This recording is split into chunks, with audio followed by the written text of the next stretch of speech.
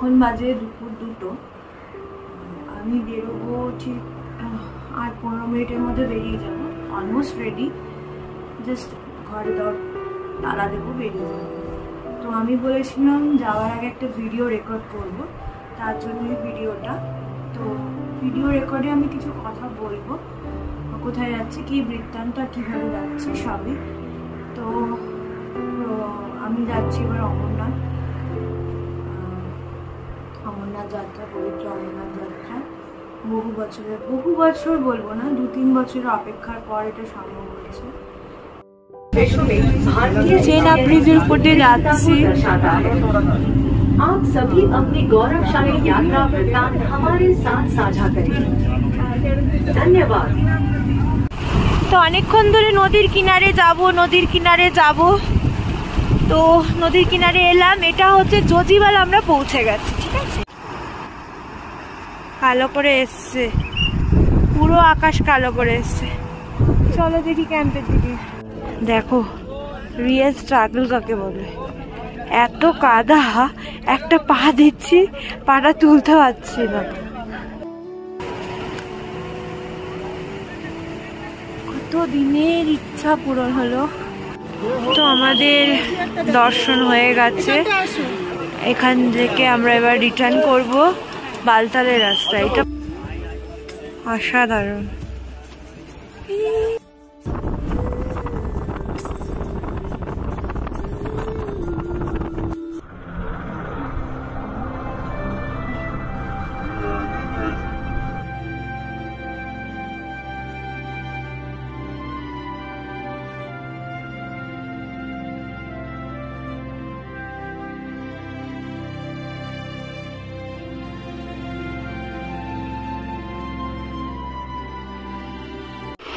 Packing শুরু করলাম।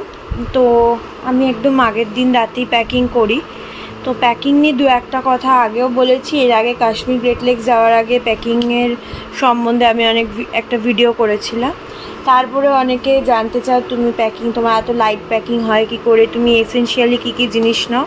তাই আমি আবার একটা প্যাকিং করছি। এবার কোথায় যাব, কি বৃত্তান্ত, সেটা আমি কালকে সকালে বলছি। কালকে আমার ট্রেন আছে, তার আগে আমি সেই ভিডিওটা রেকর্ড করব। আজকে রাতে আমি প্যাকিং করছি, আর আবার নতুন করে আমি একদম সুন্দর করে ফ্রেশ প্যাকিং দেখিয়ে দিচ্ছি।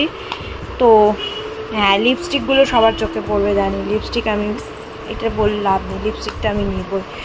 যাই হোক, তো এইগুলো তো থাকছে, ব্রাশ, পেস্ট, এগুলো তো থাকছে, সানস্ক্রিন থাকবে, টিস্যু থাকবে, ওয়েট টিস্যু মাস্ট, লিপস্টিক, কাজল, এগুলো যার যার চয়েস মতো। আচ্ছা, হেড টর্চ, এটা মাস্ট একটা, আমি যেহেতু ট্রেকে যাব তো হেড টর্চটা, ট্রেকে না গেল এখন পাহাড়ে গেলে হেড টর্চটা সঙ্গে রাখা উচিত। এটা সানগ্লাস আছে। আচ্ছা, পাওয়ার ব্যাংক, দুটো চার্জিং কেবল নিয়েছি। তো এটা তো থাকবেই। পঞ্চু, দিস ইজ মাস্ট, জামা কাপড় নিই আর না নিই, পঞ্চু ইজ মাস্ট। তার মধ্যে বর্ষাকাল, জুলাই মাস এখন। এইটা দুটো ট্রেকিং প্যান্ট ইজ এনাফ আমার 7 দিনের ট্রেকের জন্য। 7 দিন হোক 10 দিন হোক, আমার দুটো ট্রেকিং প্যান্ট এনাফ। ঠিক আছে, আর কয়েকটা সেট আমি সক্স নিয়েছি। এদিকে এই ধরনের আমি টপ নিয়েছি, এবার টপ নয়, একটু কুর্তি টাইপের নিয়েছি। এটা জায়গায় তোমরা যে কোনো ড্রাই টি শার্ট বা এই ধরনের ট্রেকে গেলে এগুলো নেওয়াই বেটার। আচ্ছা, এখানে আমি শীতের জন্য জানি না কতটা ঠান্ডা থাকবে, কেন এবার স্পিতি গিয়ে একদম ঠান্ডা পাইনি, খুব ব্যাড এক্সপিরিয়েন্স। যাই হোক, গ্লাভস নিয়েছি হাতে, মাফলার নিয়েছি, একটা উলেন ক্যাপ নিয়েছি। আচ্ছা, মেন যেটা হচ্ছে উইন্টারের জন্য জ্যাকেট নিয়েছি, যেটা আমাদের ডিক্যাথলনের লাইট প্যাকিং জ্যাকেট আছে, সেটা নিয়েছি। আর এটা মাস্ট, এগুলো মাস্ট। সানক্যাপ আর সানস্ক্রিন তো আগেই দেখেছি, এগুলো কিন্তু সানরোদের জন্য মাস্ট। ঠিক আছে, আর মেডিসিনের একটা প্যাকেট, এটা আমার করাই থাকে, এটা নিয়েছি। বোতলটা নতুন কিনেছি, তো এখনও ভেতরে কাগজপত্র রয়েছে, এটা বার করে কালকে জল ভরে নেব। আচ্ছা, এইটা হচ্ছে ইনার গার্মেন্টসের প্যাকিং করে নিয়েছি। এতে 5-6 সেট ইনার গার্মেন্টস রয়েছে। ইনার গার্মেন্টসটা বেশি করে নেওয়াই উচিত বলে আমি মনে করি। তো আপাতত তো এইটুকুই আমার প্যাকিংয়ে থাকে, এর থেকে বেশি আমি প্যাকিং করি না, এতেই আমার হয়ে যায়। এবং যখন প্যাকিং করবো আমি এটা টাইম ল্যাপস নেবো, তুমি দেখতেই পারবে, এতেই আমার এই জন্য এত লাইট ওয়েট প্যাক হয়। এর থেকে বেশি কিছু আমার মনে হয় না প্রয়োজন। হ্যাঁ, একটা এক্সট্রা চশমা নেব, আর ক্যাশ তো নেব, ক্যাশের জন্য এই একটা আমার পার্স থাকবে। আর এই জাস্ট মুখ টুক মোছার জন্য, ঘামটা মোছার জন্য এইটা ডিক্যাথলনের যে ড্রাই এটা হয়, ক্লথসটা হয় যেটা ড্রাই রুমাল টাইপের হয়, ওইটা কুইক ড্রাই বলে এটাকে, কুইক ড্রাই, এটা নিচ্ছি ব্যাস। আচ্ছা, কারো যদি লাইট ওয়ার্ম বেস, এটা যদি শীতকাল হতো তখন লাইট ওয়ার্ম বেস আমি কিছু নিতাম, যেমন হচ্ছে তোমার থার্মাল। কিন্তু এখন দেখলাম 2-3 মাস পাহাড়ে গিয়ে দেখছি থার্মালটা খুব একটা লাগছে না, তো ওইটার জন্য আরও লাইট প্যাকিং হচ্ছে। এটা বুঝতেই পারছো, থার্মাল ঢুকলে আরেকটু পায়ের থার্মাল, যদিও আমার পায়ের থার্মাল উইন্টারেও লাগেনি কোনো দিন, জানি না কেন। পায়ে আমার খুব একটা বেশি ঠান্ডা অনুভূতি কম আর কি পায়ে। যাই হোক, বাজে কথা বলে লাভ নেই। তো পায়ের থার্মাল বা ওপরে একটা থার্মাল, ওইগুলো অ্যাড হলে আর একটু বেশি ভারী প্যাকিং হয়। যাকে অলরেডি 5 মিনিট ধরে বকে নিয়েছি, তো এটা আমি প্যাকিং করে নিই, প্যাকিং করে গুছিয়ে ফেলি। আর কোথায় যাচ্ছি, কিভাবে যাচ্ছি, সমস্ত বিবরণ কালকে আমি একটা ভিডিও রেকর্ড করব, সেটাতে বলবো। এবং এটা হচ্ছে আমার কোনো প্রফেশনাল ট্যুর নয়, আমি সিম্পলি ঘুরতে যাচ্ছি, অনেক দিন বাদে ট্রেকেই যাচ্ছি, বাট ঘুরতে যাচ্ছি। তো সেটাও কালকে আমি বলছি, চলো গুছিয়ে ফেলি তাহলে।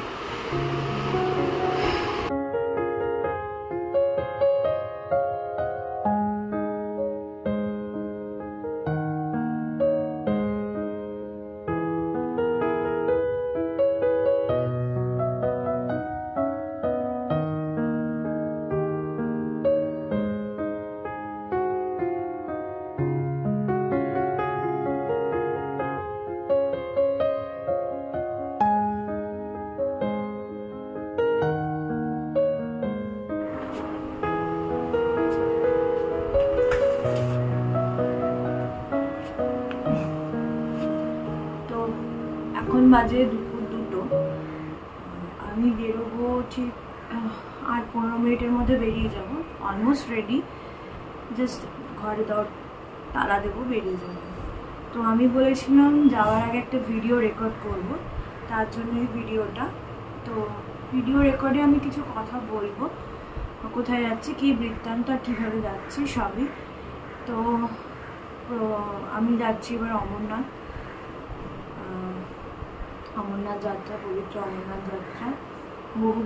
বহু বছর বলবো না, 2-3 বছরের অপেক্ষার পর এটা সম্ভব হয়েছে।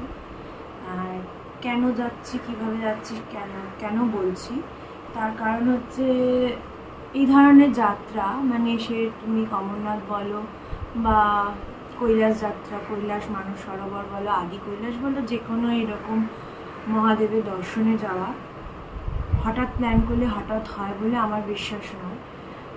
আমার বিশ্বাস সে ডাকলেই বা সে বললেই তবেই সম্ভব। এটা আমার বিশ্বাস, সম্পূর্ণ আমার একান্ত মতামত। কারণ আমি আগে 2 বছরও অমরনাথ যাত্রার জন্য যে হেলথ সার্টিফিকেট লাগে তার জন্য অনেক চেষ্টা করেছিলাম, হয়ে ওঠেনি। বাট এবার চেষ্টা না করতেই হয়ে গেছে, কারণ আমি আগে 2 বছরে এতটাই ফেলিয়ার হয়েছিলাম। এবার আমি ক্যাজুয়ালি জাস্ট ঠিক আছে, শুনলাম যে হেলথ চেক আপ শুরু হয়েছে বাঙুর হসপিটালে। বাঙুর হসপিটাল আমার বাড়ি থেকে প্রচণ্ড দূর, তা সত্ত্বেও আমি ঠিক আছে চলো চেক আপ শুরু করি, হলে হবে, না হলে হবে না, কেন এটা মানে সত্যি ভাগ্যে আর থাকলে নিশ্চয়ই হবে। তো তাই শুরু করলাম। 3-4 দিনে হেলথ চেক আপ কমপ্লিটও হয়ে গেল। বাঙুরে খুব স্মুথলি শুরু হয়েছিল এবং অন্যান্য হসপিটালে পরে শুরু হয়েছিল। বাঙুর হওয়াতেই আমার পসিবল হয়েছিল হেলথ চেক আপগুলো। কিন্তু প্রবলেম হলো হেলথ সার্টিফিকেট ইস্যু হচ্ছিল না, মানে যে সই করবেন তিনি বলছেন দিনে 30টা করে সই করবেন, এবং তার জন্য আগের দিন রাত 11টা-12টা থেকে লাইন পড়ছিল, এবং সেটা সকালে গিয়ে উনি 10টার সময়, মানে 12 ঘন্টা পরে ওই হেলথ সার্টিফিকেটগুলো জমা পড়ছিল, তার মধ্যে আবার 30টা চুজ করে উনি সই করছিলেন। তো যেটা আমার পক্ষে সম্ভবই না, এবং এটা 2 সপ্তাহ 3 সপ্তাহ ধরে দাঁড়িয়ে থাকলেও হতো না, এবং তার পারমিট বানানোর সময় চলে এসেছিল। যাই হোক, পরের দিন সকাল 10টায় গেলাম, জমা দিলাম। সেদিন সারাটা দিন ওয়েট করলাম, ওই 2-2:30টার দিকে সব সই করে দিচ্ছিল। সেদিন একটু দেরি হয়েছিল, 4টে 4:30 নাগাদ সই করে দিয়ে দিল। তো ওটা আমার কাজ কমপ্লিট হয়ে গেল। তারপরে প্রবলেম এলো পারমিট নিয়ে। পারমিটের হচ্ছে কাজ, পারমিট প্রথম দিকে আমি পেলাম না জুলাই মাসে। আমি অনলাইনেও চেষ্টা করলাম, হলো না। অফলাইনে চেষ্টা করলাম বলতে আমি ব্যাংকেও দৌড়েছি, ব্যাংকে গিয়েও বললো হবে না, জুলাই শেষে আছে। এবার জুলাই শেষে গিয়ে আমি তো বাবার মূর্তির কিছুই দেখতে পাবো না। তাও আমি একটা অগাস্টে একটা টেম্পোরারি করেছিলাম পারমিট, বাট আবার সেই তিনি বললে আর কি, মানে কেউ আটকাতে পারে? একদমই আটকাতে পারে না, সেটাই হলো। এবং হঠাৎ করে আমার অনলাইনে 13ই জুলাইয়ের আমি পারমিট পেয়ে যাই। কিন্তু এর মধ্যে আবার সমস্যা হলো, আমি তখন অন্নপূর্ণা বেস ক্যাম্প ট্রেকে যাচ্ছিলাম। পারমিটটা ইস্যু হওয়ার 1-2 দিনের মধ্যেই পেহেলগাঁও অ্যাটাক হয়, এবং আমি তখন ছিলাম দোবান হচ্ছে অন্নপূর্ণা বেস ক্যাম্প ট্রেকের একটা প্লেস যেখানে নাইট স্টে রাখি আমরা। তো দোবানে ছিলাম, এবং তখনই শুনলাম পেহেলগাঁও অ্যাটাক হয়েছে, এবং তারপরে তো যুদ্ধ, আরও অনেক কিছু ঘটনা ঘটলো। তো কাশ্মীর যাওয়া অনিশ্চিত লাগছিল। তো ভেবেছিলাম এবার কাশ্মীর, এবং বাড়িতে বলতে দীপও চাইছিল না এবার যায়, কিন্তু এত কষ্ট করে এত কাঠখড় পুড়িয়ে, আর তিনি যখন চাইছেন, তিনি যখন বারবার পারমিট বা হেলথ সার্টিফিকেটের ব্যবস্থা করে দিচ্ছে, আমি আমি বলেছি যতক্ষণে উনি ক্যান্সেল করছে না আমি ক্যান্সেল করছি না। তো আমিও ক্যান্সেল করিনি, এবং অবশেষে যাওয়া হচ্ছে। এবং শুনছি তো প্রচুর আর্মি রয়েছেন, এবং প্রচুর আমাদের দেওয়া হচ্ছে, প্রোটেকশন দেওয়া হবে। এবং অনেকে অমরনাথ যাত্রা, প্রথম সপ্তাহে অমরনাথ যাত্রা হয়ে গেছে অলরেডি, তারা করে ফিরছে সুস্থভাবে সবলভাবে, বাকিটা তার হাতে। তো অমরনাথ যাত্রায় অবশ্যই যাচ্ছি। তো তিনি ডাকলে সত্যি কেউ আটকাতে পারে না। আর আরও কিছু কথা আমি যেতে যেতে বলবো, এবং এটা আমি কোনো প্রফেশনাল ট্যুর নয়, নিজেই যাচ্ছি। ভক্তি তো আছেই তার প্রতি, সঙ্গে কাশ্মীর তো আমি আগেও গেছি, কাশ্মীরে ঘুরতে যাওয়ারও একটা ভালো লাগা আছে। অমরনাথের যাত্রাপথ ভীষণ সুন্দর, আমরা পেহেলগাঁও দিয়ে যাত্রা করব, বালতাল দিয়ে শেষ করব, এবং পুরো যাত্রাপথে আমার দেখা হবে। এবং হেলিকপ্টারে করে নামার ইচ্ছে ছিল, কিন্তু হেলিকপ্টার সার্ভিস এবছর বন্ধ আছে, প্রোটেকশনের জন্যই বোধহয়। তো আলটিমেটলি আমি অমরনাথ যাচ্ছি, দেখা যাক কতটা কি, পুরোটা যতক্ষণ না হচ্ছে ততক্ষণ বোঝা যাবে না তিনি কি চান। আর ওই পেহেলগাঁও শেষনাগ ওই পথটা দিয়ে যাওয়ারও খুব ইচ্ছা, বহুদিনের ছিল, সেটাও আশা করি পূর্ণ হবে। বোধ প্রাকৃতিক আকর্ষণ এবং মহাদেবের দর্শন দুটোই, মানে মহাদেবের দর্শনের আগে আমি উত্তরাখণ্ডে গেছি, পঞ্চকেদার, হ্যাঁ, এবং পঞ্চকৈলাসেরও ইচ্ছা আছে, খুব তাড়াতাড়ি সেগুলো পূরণ করবো। ইচ্ছা না, স্বপ্নও বলতে পারো। আর এই অমরনাথও একটা স্বপ্ন ছিল, সেটা পূরণ হতে চলছে। যদিও এটা উত্তরাখণ্ড, কাশ্মীর যাচ্ছি, প্রথম কাশ্মীর যাচ্ছি মহাদেবের দর্শন। হ্যাঁ, মানে এর আগে মহাদেবের দর্শন বললাম তো উত্তরাখণ্ডে গিয়ে হচ্ছে, কিন্তু কাশ্মীরে মহাদেবের দর্শনে যাচ্ছে, এটা একটা বেশ অন্যরকম ব্যাপার হতে চলেছে।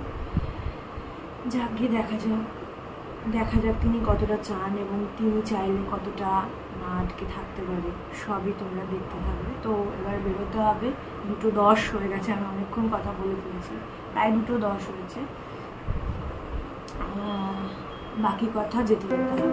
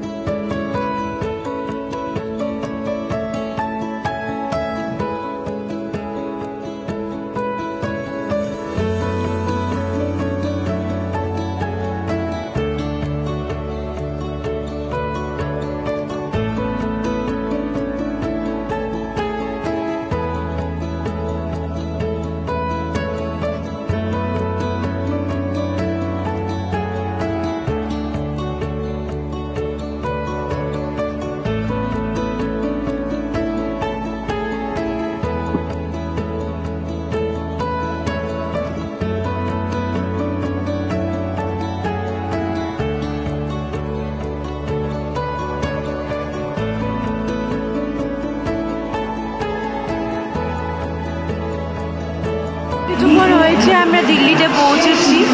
প্রচণ্ড নয়েজ, কথা আসছে কতটা বুঝতে পারছি না। এটা 16 নম্বর প্ল্যাটফর্ম। রাজধানীতে করে আবার ঠিক 2 মাস বাদেই চলে এসেছি। দিল্লিতে এর মাঝখানেও এসেছি, কিন্তু রাজধানী করে আবার 2 মাস বাদে চলে এলাম। মে মাসে এসেছিলাম রাজধানীতে। আর রাজধানী থেকে নেমে আমরা এখন ওয়েট করতে হবে। সন্ধ্যে 7টায় ট্রেন, শক্তি এক্সপ্রেস। ঠিক 2 বছর বাদে আবার কাশ্মীর যাচ্ছি। জানি না আমার কতটা শুনতে পাচ্ছ। তো 2 বছর বাদে আবার কাশ্মীর যাচ্ছি, ঠিক একই প্রসেসে। রাজধানী করে দিল্লি, দিল্লি থেকে শক্তি এক্সপ্রেসে উদয়পুর। তো সেই প্রসেসেই যাব, কিন্তু এবার একটা নতুন অ্যাড হবে, সেটা আমি উদয়পুর পৌঁছে জানাচ্ছি। দিল্লিতে বৃষ্টি হচ্ছে, কিন্তু ভালোই গরম, ভালোই ঘেমে রয়েছে। যাই হোক, তো এখন প্রায় 7-8 ঘন্টা আমাদের ওয়েট করতে হবে সন্ধ্যেতে শক্তি এক্সপ্রেস। তো বেরোবো কিনা জানি না, প্রচণ্ড বৃষ্টি দাঁড়িয়ে রয়েছে বলে বোঝা যাচ্ছে না, প্রচণ্ড বৃষ্টি হচ্ছে বাইরে। তো যদি বেরোই সেগুলো তো দেখাবো। কাবাব খাওয়ার আজকে টাইম আছে হাতে, দেখি কুরেশি কাবাব হয়, অনেকদিন খাইনি কুরেশি। চলো বেরো, টায়ার্ড ফেসটা আর দেখাতে ইচ্ছা করছে না। ব্লগ করবো সুযোগ সময় বুঝলে। Good evening. তো আমরা একটু বেরিয়েছিলাম, নিউ দিল্লি স্টেশনের বাইরে গেছিলাম, ওই পাহাড়গঞ্জের দিকে।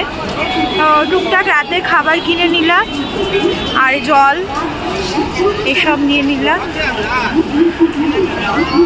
সন্ধ্যে 7টায় ট্রেন, এখন 5:30 মতো বাজে। তো তার এই ট্রেন দিয়ে দিলে আমরা ট্রেনে এবার উঠে পড়বো। ঠিক আছে চলো। হ্যালো, তো আমরা ট্রেনে উঠে গেছি শক্তি এক্সপ্রেসে। শক্তি এক্সপ্রেসে আগেও গেছি আমি। তো মোটামুটি অনেকের সাথে দেখা হচ্ছে, ওনারা যাচ্ছেন, ওনারাও। তো এখানে মোটামুটি গল্প জমে গেছে। কি ঘাবড়ার গল্প হচ্ছে, মুড়ি বের হয়ে গেছে।